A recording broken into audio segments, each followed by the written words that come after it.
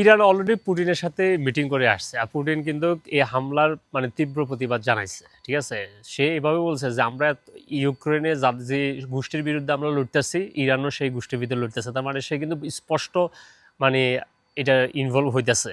তবে এটা direct involve হবে না, এরা ভিতরে ভিতরে মানে ইরানের প্রক্সি হিসাবে রাখা মানে সরবরাহ করবে অস্ত্র, তারপরে আপনার বিভিন্ন মিসাইল টিসাইল দিবে। দেখেন নাই চায়নার কিন্তু কার্গো বিমান গত 2 সপ্তাহে কিন্তু অনেকবার আসছে ইরানে।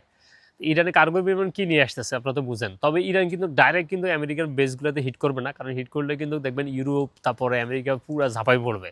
আর ডোনাল্ড ট্রাম্প কিন্তু এই যুদ্ধে কিন্তু জড়াইতে চায় নাই, সে শুধু জাস্ট ইসরায়েলের রিকোয়েস্টে এটা করছে, মারিয়ে দিয়ে চলে গেছে, বলছে আর হিট টিট করবে না। এখন যদি ফার্দার যদি মানে আহ, আমেরিকার মানে বেসগুলোতে হিট করে ইরান, তাহলে কিন্তু আমেরিকা আবার আগে আসবে, সারা ইউরোপ আগে আসবে কিন্তু ইরানে মারার লাগা। ইরান আর হিট করবে না, ইরান কি করবে শুধু ইসরায়েলে হিট করবে।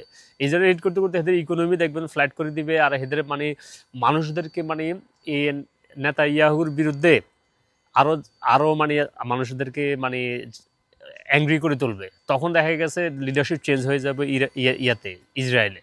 আর ইরান যেভাবে আছে এভাবে থাকবে, এখানে একটা প্রক্সি হিসাবে রাখা চায়না রাশিয়া এরা কিন্তু দুমাইয়া কিন্তু ইরানদের সাপোর্ট দিবে ভিতরে ভিতরে, কিন্তু সামনে কেউ আসবে না, এভাবে চলবে।